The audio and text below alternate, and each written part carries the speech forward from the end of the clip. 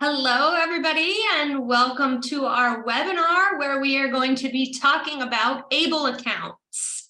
Today, we are partnering CSD Learns with the National Association of State Treasurers and ABLE Today. So the three of us had made this project happen, and we are excited to share with you all. Hi, Eric. How are you doing today? Good. How are you doing today? Glad to be here. Me too. I'm excited to be able to share this information about ABLE accounts and what they actually are for the next hour. Yeah, and most sports teams take a victory lap after they win a championship. And I think for today, I wanted to take a thank you lap. On behalf of the National Association of State Treasurers, we wanted to make sure we thank Communications Service for the Deaf. It's been a wonderful partnership over the last 8 months now in building a very unique ABLE resource. It is the first time we've ever had an ABLE ASL resource quite like this. And I want to acknowledge all the work from you and Christina and the whole CSD team in helping us to provide a ABLE resource using native ASL users produced exclusively by members of the deaf and hard of hearing community. It's a wonderful resource for our ABLE programs. And like I said before, I can't thank CSD enough for all the work you've done. I agree about the partnership. It's been fantastic. I wanted to talk about that, but before I got into it, I figured we should probably introduce ourselves as the community's watching and like, well, who are these people? My name is Megan Klusza, and I work for Communication Services for the Deaf, CSD, and I'm the digital marketing specialist. I support with CSD Learns, and I've been a part of the program since 2019. Today, Dr. Christina Hopewell-Albert, she's the director of CSD Learns. She was supposed to be here today, but unfortunately, she wasn't able to make it. I know this project quite well, so I'm sitting here in her place. Eric, do you want to introduce yourself? Yeah, my name is Eric Ochmanek, and I am the program director for ABLE Today at the National Association of State Treasurers. Our acronym is NAST. And it is through the National Association of State Treasurers that we've launched a national initiative to support increased awareness for ABLE accounts. If you've never heard of an ABLE account before, thank you for being here. It's great that you're here. Not enough people know about them. You could consider it to be a best kept secret in the disability community. But through the partnership with CSD and the Wells Fargo Foundation, we've been able to produce this great resource, again, specifically made for the deaf and hard of hearing community. Agreed.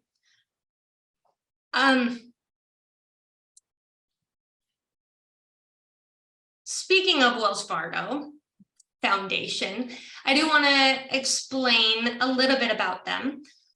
Wells Fargo Foundation has partnered with CSD Learns for some time, and their partnership is, and they provide financial support for creating different resources for the deaf community, things that are hard to find in ASL.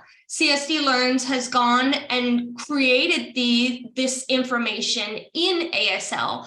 And recently, about a year and a half ago, we were in conversations with the Wells Fargo Foundation, and they told us about NAST and shared about ABLE accounts and said, I think that you guys would be great partners, and you guys could translate the information into ASL, make sure that it's accessible for the deaf community.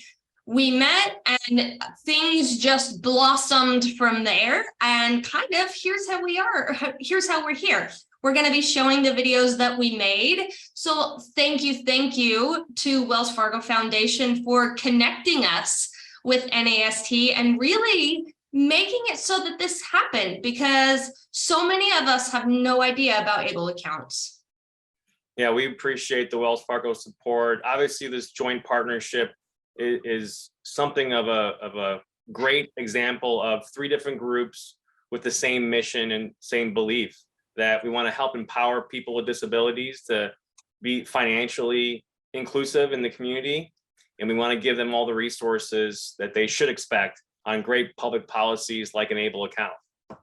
So speaking of that, we have at NAS a partnership, a working group of all of the ABLE programs in the country. They're represented by state treasurers, by governors' commissions on disability. DD councils also help administrate them. And one of the administrators of an ABLE program is with us today. So if it's okay with you, Megan, I'd like to introduce our first speaker and have her say a few words on behalf of the great work that she does in Delaware and also on behalf of the ABLE programs everywhere. So Treasurer Colleen Davis was elected Delaware State Treasurer in November 2018 and recently re-elected to a second term in 2022. Since taking office, Treasurer Davis has focused on three main priorities: bolstering retirement security and readiness, creating pathways to economic empowerment, and promoting a culture of financial excellence. Treasurer Davis serves on the Delaware Plans Management Board, which oversees the state's investment programs, including deferred compensation for state employees, the Delaware 529 Education Savings Program, and Dependable ABLE, Delaware's own ABLE program. I'm not here to ask her which of her favorite programs it is, but I'm hoping it's Delaware's ABLE program, of course. She was also elected Eastern Regional Vice President for the National Association of State Treasurers. She sits on the executive board of the College Savings Plans Network and is a member of the Market Transparency Advisory Group for the Municipal Securities Rulemaking Board. She is an avid supporter of ABLE accounts, an avid supporter of people with disabilities being financially included in Delaware and throughout the country. Treasurer Davis, couldn't thank you enough for your continued support. And I want to add one more thing. She is the only state treasurer that had 100% of her congressional delegation supporting the ABLE age adjustment. So I do want to thank her for that and thank you for being here today. Eric, thank you. And thank you all for letting me join you for this very special event. As Eric said, I'm Colleen Davis, Treasurer of the State of Delaware and Administrator of Dependable, Delaware's own ABLE program.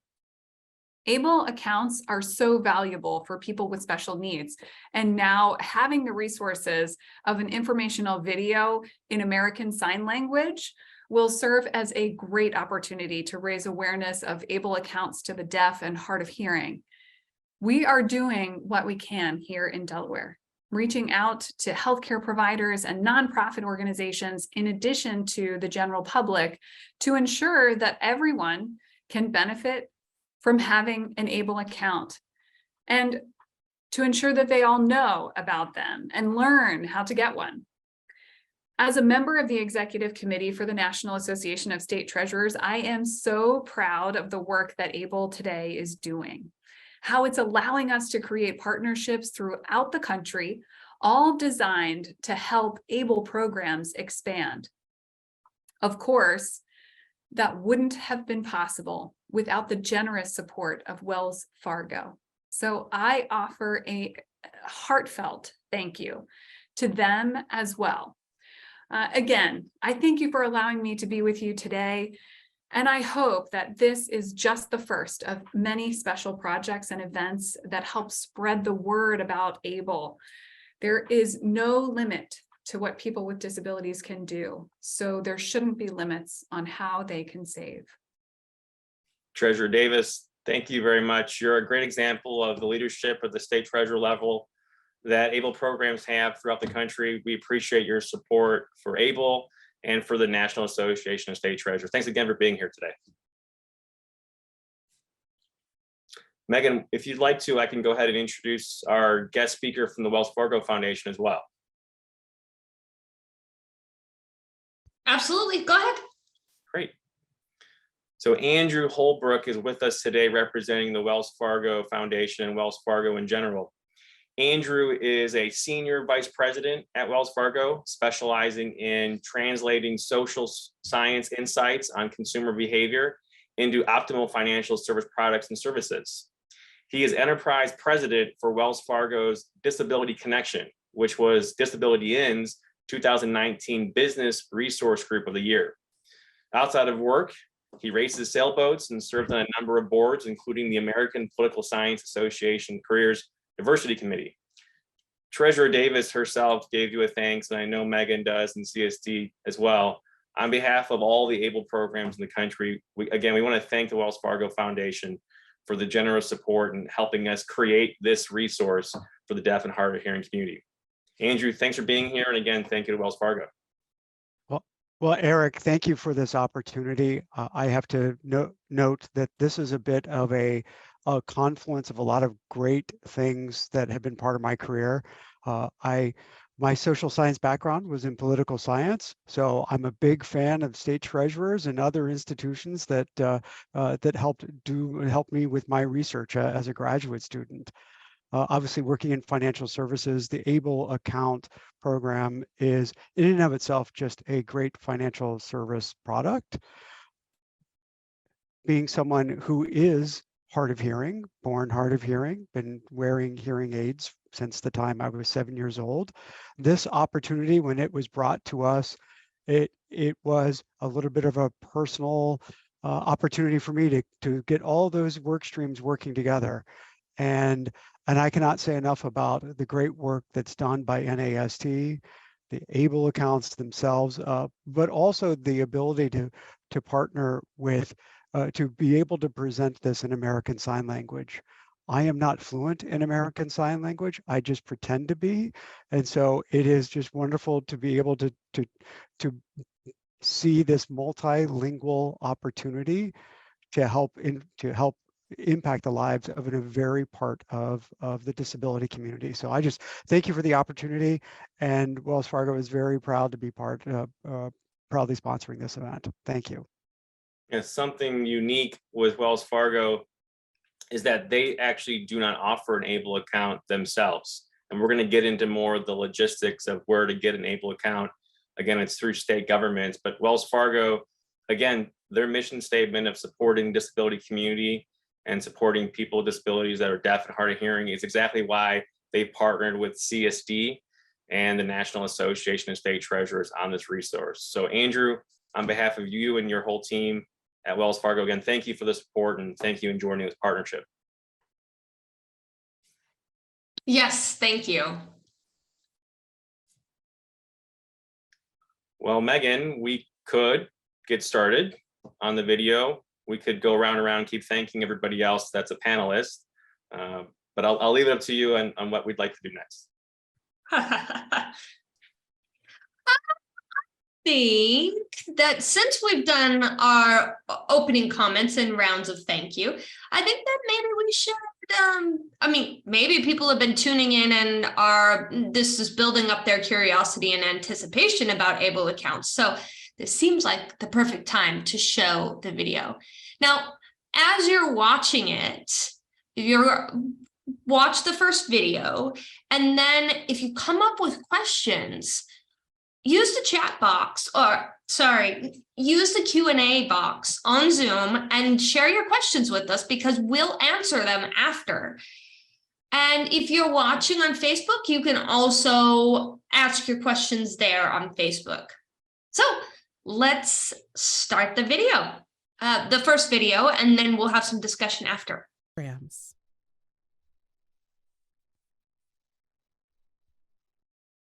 What is an ABLE account?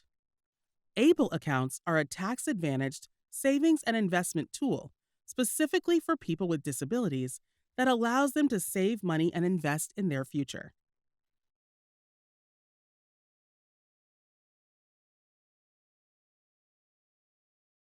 It also allows deaf and hard of hearing people to access their money whenever they need for qualified expenses without affecting public benefits.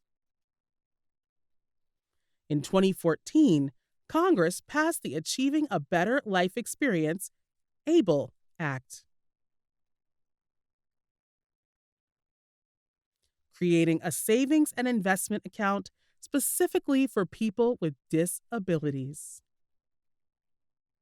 This law, which amended the U.S. tax code, is a financial equalizer designed to empower people with disabilities to take control of their own lives and their financial decisions. Disability benefits such as Medicaid and SSI support the health and independence for millions of people with disabilities. But these benefit programs do have limits for how much money a person can have while receiving these benefits. The limit for Medicaid and SSI is approximately $2,000. But with an ABLE account, a person with disabilities can save above those limits without jeopardizing their eligibility for those benefits.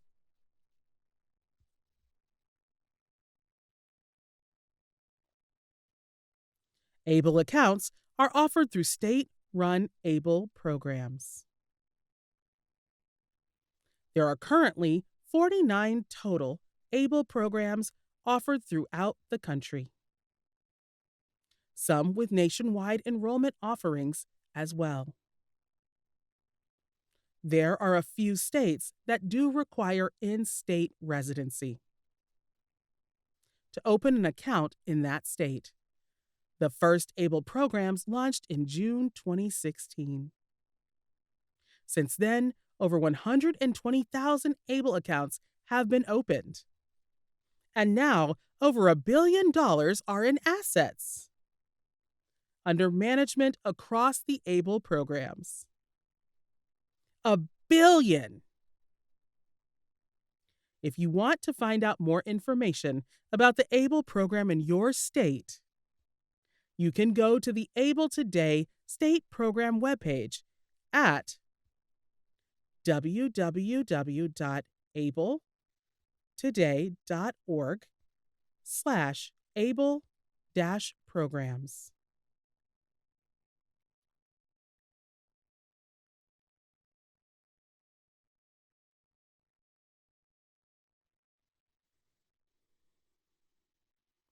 One of the most important things about ABLE accounts is that the person with the disability, called the beneficiary, is always the owner of the account. That means that the money in that account belongs to them. It's in their name, and they have the opportunity to use that money at their discretion, or they can have someone as an authorized legal representative support the administration of the account.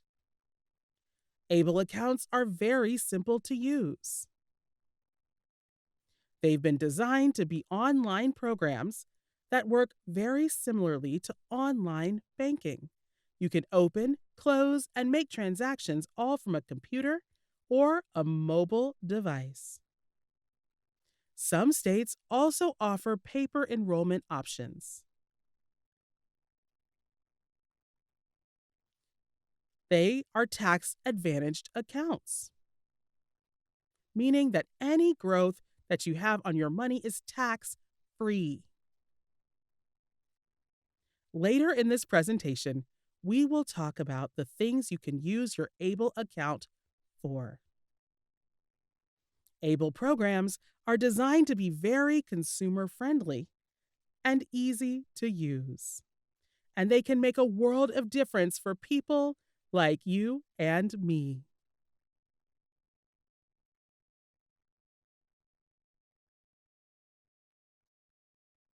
Who qualifies for an ABLE account?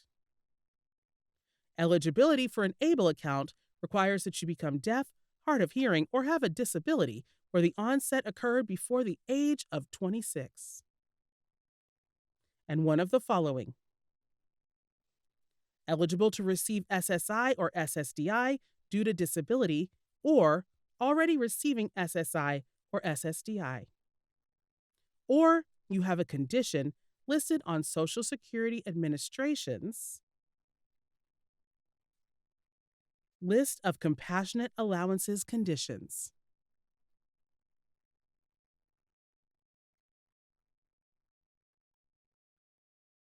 The Social Security website has a list of conditions that apply.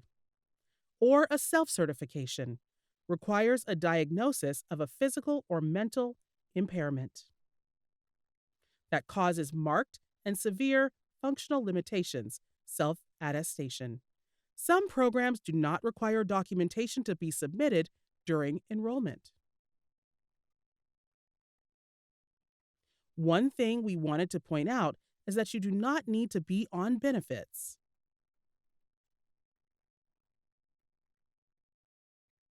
To open up an ABLE account, you just need to meet the federal Social Security definition of disability.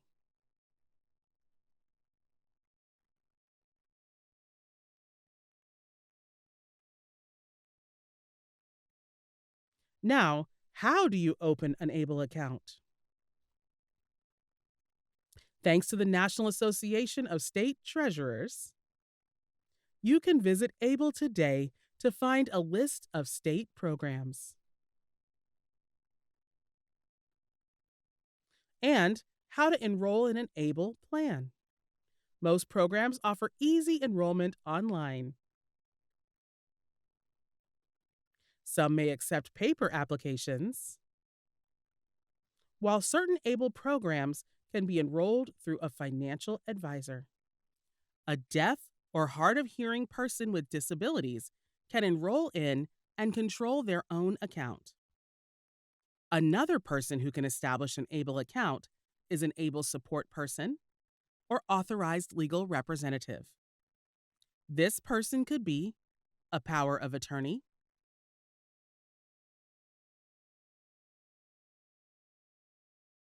conservator, guardian, spouse, parent, sibling, grandparent, and/or a representative payee. Here is a good example of this. Amanda, the young female whose mom takes care of her. Amanda's mom opens the account and helps manage the account for Amanda.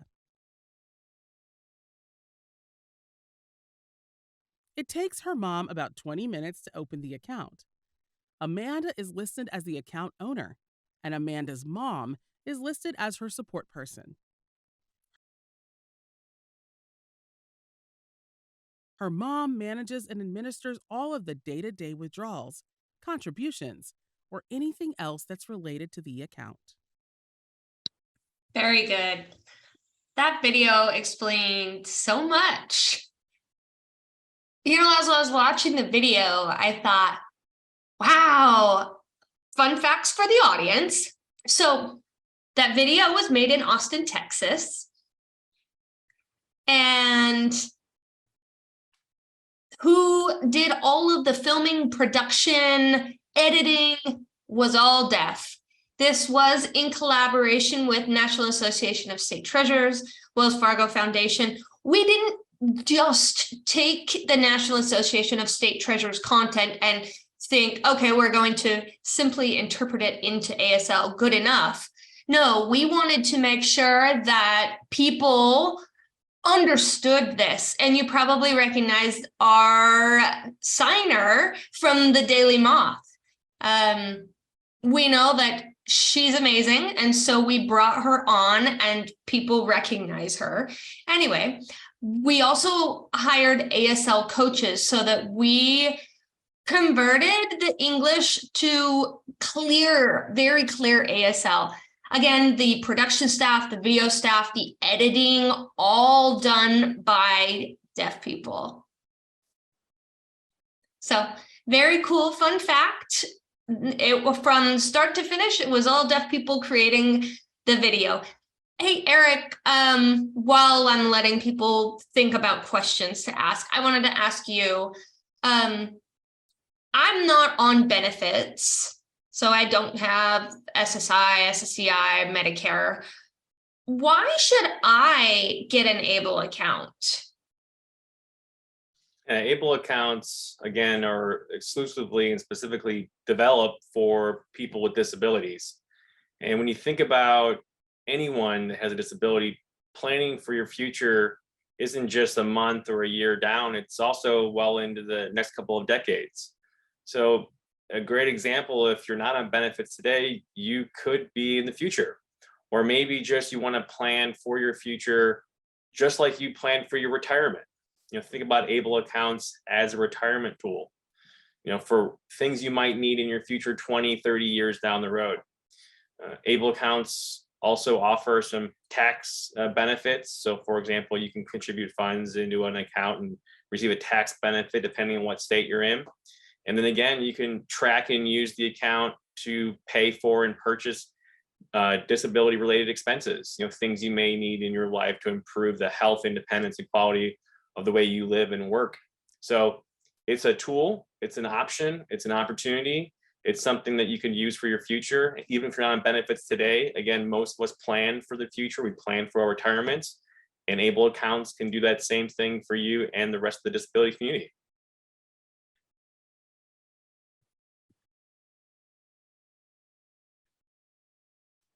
Very true. You can't think of things in just the current situation. We do need to plan for our future. Wise points. Question we have here from the audience. What does it mean, qualifying expenses? Can you explain what that means? Yeah, we have a whole section on just that. What's a qualified disability expense? So instead of talking about it now, why don't we show the next segment in the video? And I believe the next segment of the video actually goes into great detail on what it is. The acronym for it, again, is QDE. And essentially, an ABLE account has a whole listing of qualified disability expenses that can be used from an ABLE account.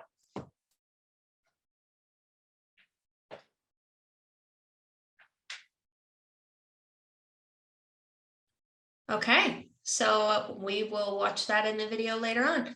And I think with that, let's show the next video.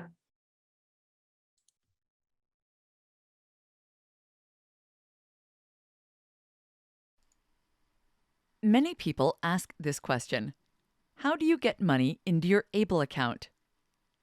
Typically, funding your ABLE account functions like a checking account. You can deposit money via a check or electronically through EFT, electronic funds transfer. Like most programs, ABLE accounts allow payroll deductions and e-gifts for both an individual with a disability who is working, but also from a parent or caregiver who wants to save for a loved one with a disability.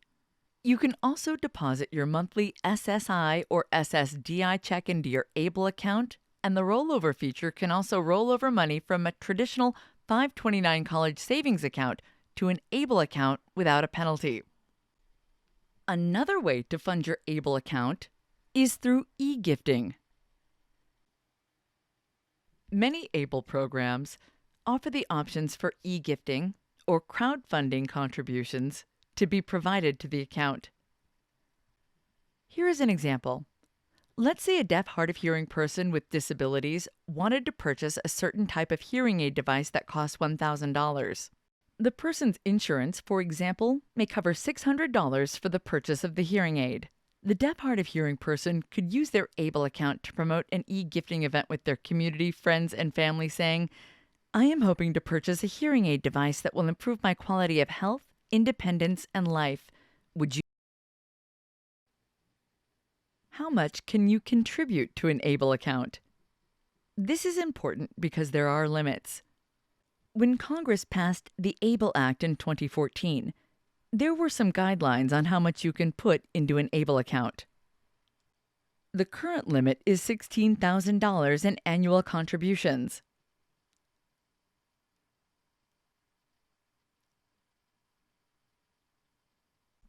Which is based on the IRS gift tax exemption, which is subject to change.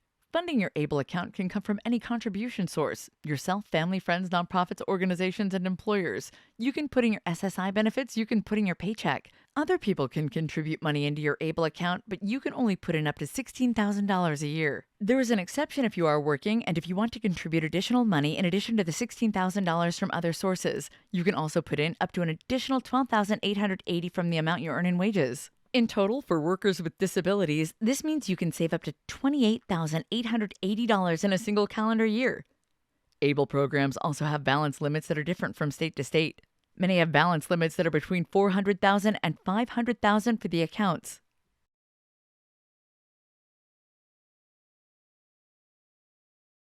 Please check with the ABLE program to see what its maximum balance limit is based on the state.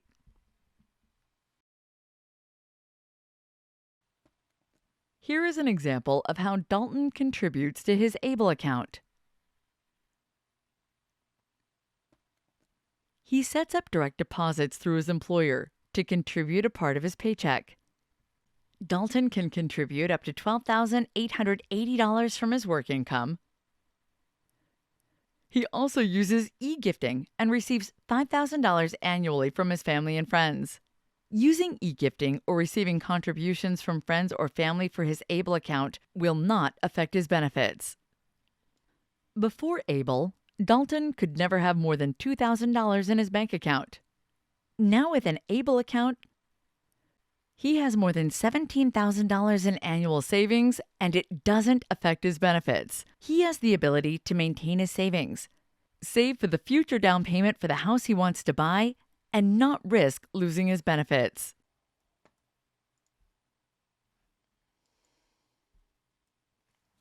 The cost of these ABLE accounts is meant to be affordable and competitive. The annual account maintenance fees for these accounts range anywhere from $0 to $60 per year. They give you the ability to invest your money and keep your public benefits. ABLE accounts may also have asset management fees. These are fees collected to support the management of the investment funds for the ABLE account. The fees are similar to those that may be associated with retirement accounts or other investment products. They can range from 0% to 0.9% for the various accounts, based on the selection of the investment. We've discussed a lot about the nuances of eligibility and how to establish an ABLE account. But do you know how to utilize those resources in your ABLE account throughout your daily life? These are called Qualified Disability Expenses, or QDEs. As part of the ABLE Act, you can use the money in the ABLE account for a QDE, which helps improve or maintain your health, your independence, or your quality of life. Here are some examples of what you can use your ABLE account for on a daily basis. Housing, like rent or saving to purchase your new home. Mortgage or rent payments.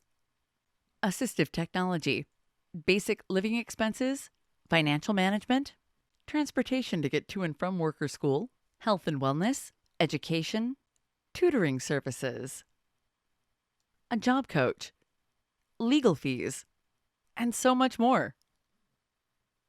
The expenses are very broad, and we're very pleased to have a number of different examples of how self-advocates can utilize their ABLE account in their daily lives. There are multiple ways to withdraw money from your ABLE account. You will see several different platforms and different options that state ABLE programs have available for individuals to spend their money. Again, each state has different capabilities, and these range from checkbooks, debit cards, third-party checks, and bank transfers. Such good information, and it was almost perfect that the person asked us what a qualifying disability expense is. So rent, tuition, job coaching, and the list goes on. That makes so much more sense now. So Eric, I wanted to ask you, okay, you connect with the state that you live in to open an ABLE account. What happens if you move to a different state? Can the account transfer, or do you have to close the one in your first state and open a new one? Yeah, on our website, which again is abletoday.org/able-programs. We have the listing for all the ABLE programs in the country. Some offer only in-state, so you have to be an in-state resident to have the ABLE account. Others are national enrollments. This is a longer way of saying it depends on which state you move to, but in many instances, you do not have to leave the current ABLE program you're in. You could keep that program if you go to a new state, or you could do research and see what kind of benefits that new state has. Maybe they have a different tax benefit. Maybe they have a checking account versus a debit card. So certain states will have certain features, and they'll have certain tax breaks maybe and tax benefits. So we urge people to go on the website, look and compare, and see what plan works best for them.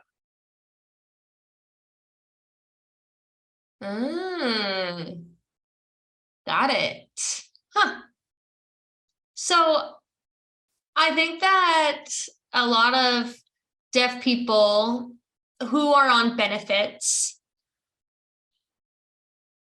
and get money from the government, I feel like most of the time they're limited to having $2,000 in their bank account, and they feel like they can't save their money. They almost have to spend it. But with an ABLE account, they can save up to $17,000. That is phenomenal. So they can plan for their future, their dreams, whatever it is that they're needing. That's really amazing. Now, with SSI, I feel like there are a bit more requirements, but our next video is going to elaborate on that. So how about let's start the next video?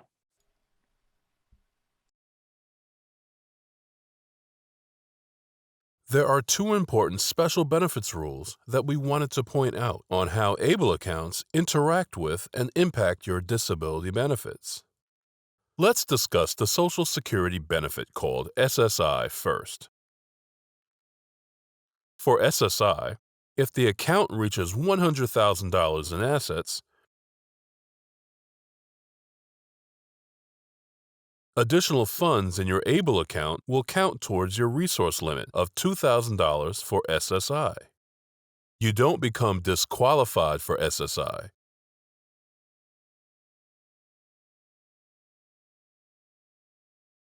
Your monthly benefits are suspended.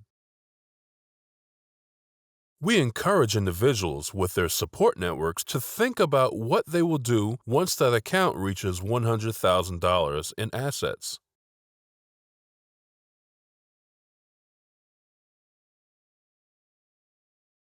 If you are saving up for a big expense, maybe for instance purchasing your own home, and you're in a position where you want to accumulate more wealth in your ABLE account to be able to purchase that large expense, or if you really need the monthly SSI check, you can decide to maintain your ABLE account under that $100,000 threshold.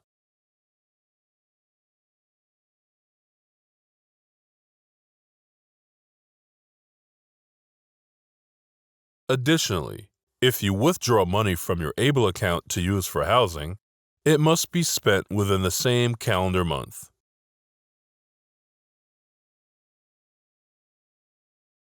For example, if you withdraw rent on October 10th, you must pay the rent in October, or the funds may count towards your resource limit of $2,000.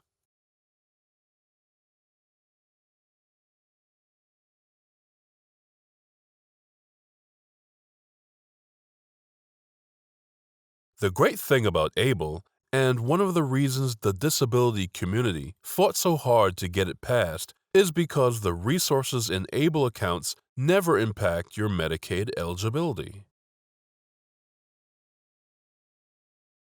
In short, Medicaid is never impacted by the size of your ABLE account.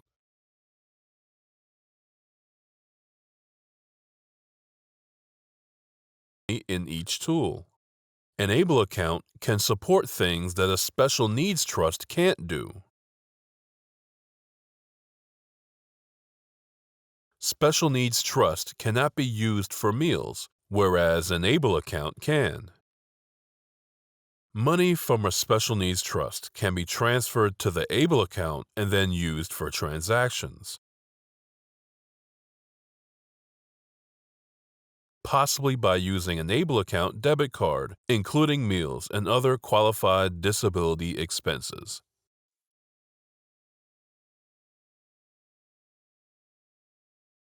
ABLE accounts can also be used to save money for legal services and products such as wills and special needs trusts.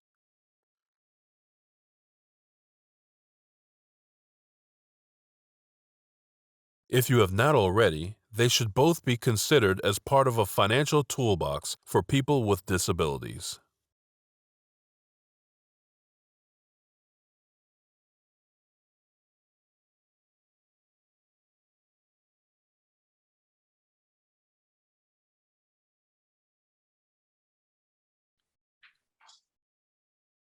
Another great video explanation. I see a question from the audience, which I think is a great question. They said, while money is being saved in an ABLE account, the person said that they understand that that doesn't count to a means tested benefit. But once they take that money out to spend the money to buy an asset, let's say a home, for example, the value of the home, will that count as an asset? That's a great question.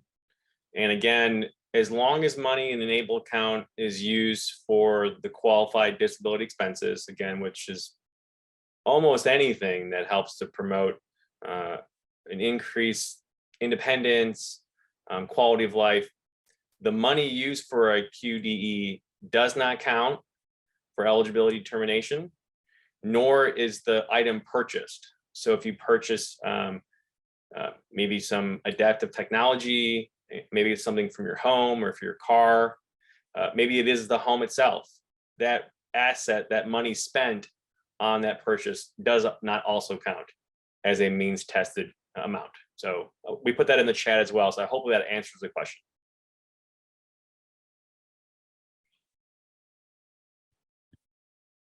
Yeah. We mention QDEs often. I feel like we should probably make it clear to the people who are watching, qualified, and and then we mentioned qualified expenses, but then we also mentioned quality of life.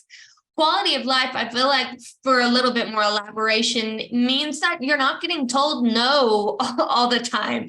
You can save for these things. You have a lot more permission to use the money for things to make your life more comfortable.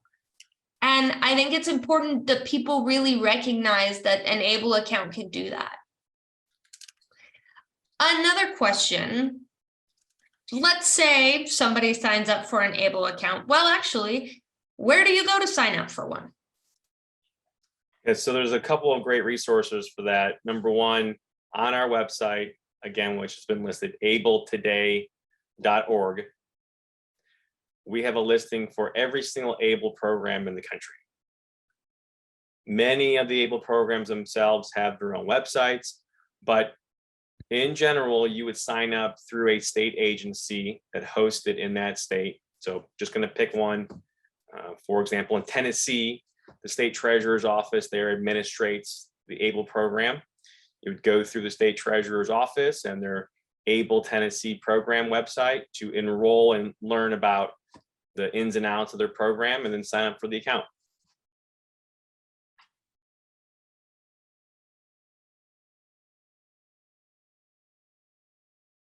Got it. Okay. I'm looking over other questions.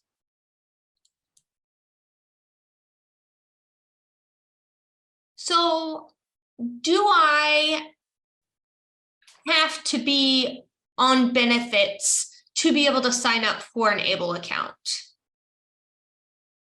Yeah, I know that that's come up a couple of times, so it's a really good question. So first and the easiest answer is no. You do not have to be on any benefits at all to be on an able, to have an able account. You do not have to be on any program, nothing at all. Okay. It could be just a tool for the future, again, to plan for your retirement.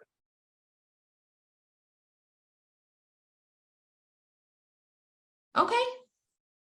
Basically, if they're deaf or hard of hearing, that's sufficient. They can sign up. They don't have to prove anything else. Just the fact that they're deaf or hard of hearing qualifies them. And there's two great resources on this question.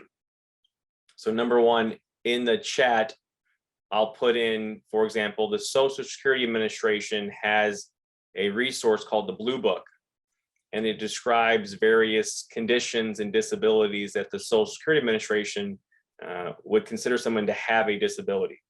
I'm going to put that link in the chat for anyone to see. The second one is already in the chat, and the chat is from Sarah on our Able Today team. It says that it's for analyzing the different state ABLE programs. Different states have different requirements and documentation. Some may require you to provide a medical script or a medical diagnosis from a doctor, and some may not. So it will be different state by state. And so that's the only kind of documentation you may need to get started. But as far as finding out which one, please use the website. Please do look at the programs themselves, and the information is listed on who needs what for which program.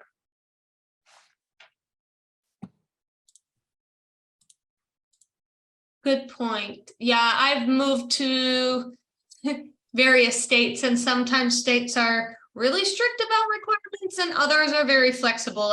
I could see how that would vary state by state. So the ABLE program, is it from the government or is it from a financial institution?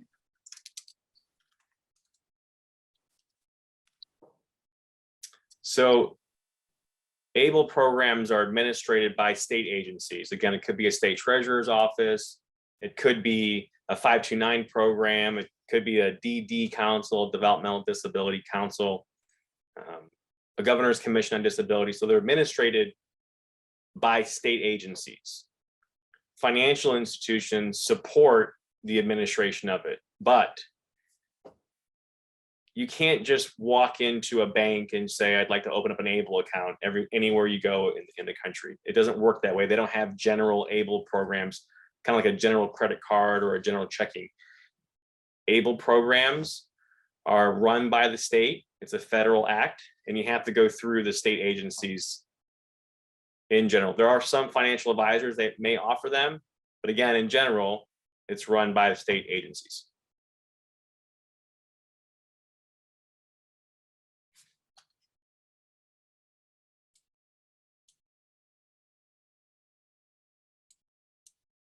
Thank you for that clarification. That was good.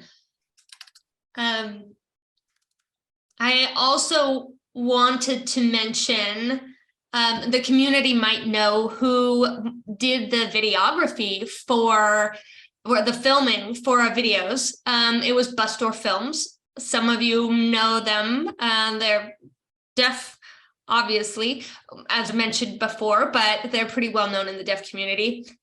And they brought in their team for the filming. The other cool thing about the videos, as I mentioned, the signers did have ASL coaches, meaning helping them with their ASL to make sure that it was 100% clear.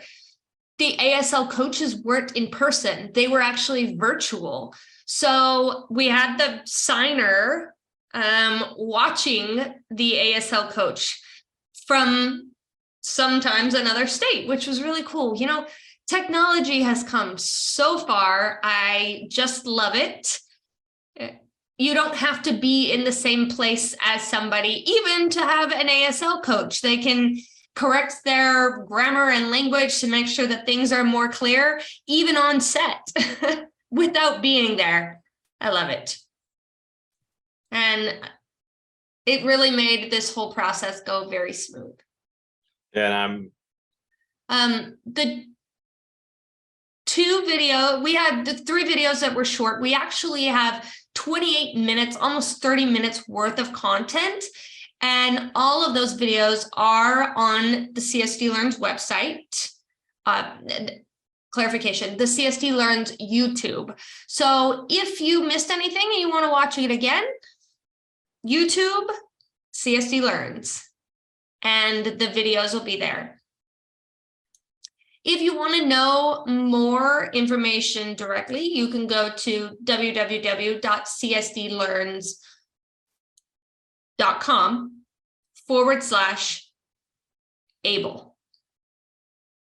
If you type that in, you will see all of those videos with the content and information there. And then you'll be able to have the information so that you can go and sign up for an ABLE account. Let's see if we have some more questions. Oh, we do have another question. It says here, sorry, I'm rereading the question because I think I don't understand it. The person says, I understand that I can set up an ABLE account for a deaf child, even though they're not on benefits, but what about state vocational rehabilitation for college support? For those of you who maybe don't know, but Voc Rehab often supports deaf and hard of hearing students in college, and they pay for their college. Will having an ABLE account mess up Voc Rehabilitation's support for paying for you to go to college? This one's a great question. Part of our NAST ABLE Today team, we were actually partnering with the councils of state administrators of Voc Rehab. So one of the things we want to do is help the disability community be able to engage at an employment level. So whether or not someone's at a DEI specialist, or they're an inclusion specialist at their company, or they're a worker with disability, ABLE accounts can promote expanded employment and expanded opportunities for workers with disabilities. So we are partnering, including last week when we had the Council of State Administrators of Voc Rehab to our national conference to talk about how we can work together and promote the account. So one of the things that we'd like to do, the person who asked that question, if you could email me, again, my email address, I put it here 1 or 2 times. It's eric@statetreasurers.org. I'm going to help you get your more complete answer.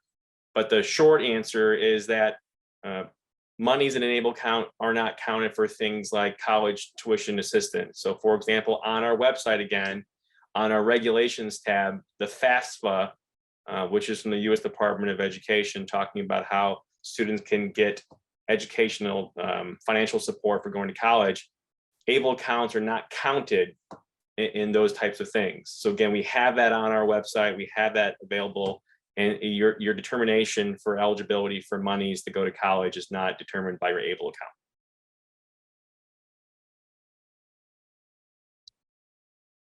That is good to know. So also makes Eric, you've shared your email address, and that person who asked the question, reach out to him so you guys can be in touch more.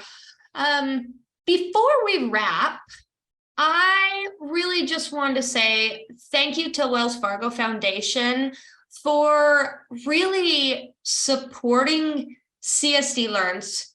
You know, CSD Learns' goal and mission is to make it so that the deaf people have the same opportunities to learn as easily as hearing people do in our native language. And Wells Fargo has absolutely supported that and supported in the making of different free resources and materials to disseminate to the deaf community from all sorts of ages. There is a slew of different things that they've supported us with, and this is just one of them. And we are eternally grateful to our partnership and how supported they are, and very, very thankful for the connection with National Association of State Treasurers. This has been an amazing experience for us to be able to learn and to be able to create these videos and disseminate this information. So thank you for putting us in touch, and thank you for your partnership. And we look forward to what we can produce together in the future. Absolutely. In fact, just yesterday, and in combination with the last question we just got, we just hosted a webinar with the Social Security Administration. So I'm going to try, as I've been doing so, I'm trying to talk and be part of the webinar and answer questions at the same time. But one of the last question we'll say is, if someone contributes funds into an ABLE account, is that considered income? If it's from a parent or somebody else? And the answer is no, it is not considered income. We're going to share with CSD and those here today that webinar also. Again, just more resources that we partner with people such as CSD and the Wells Fargo Foundation to continue sharing information nationally on how ABLE accounts work. When people have questions, we want to be able to help them with information and also just answer their questions. That way, we're not scared to give our email addresses. We love answering questions. We want to track down the answers for folks. So please do reach out to us and see how we can be helpful.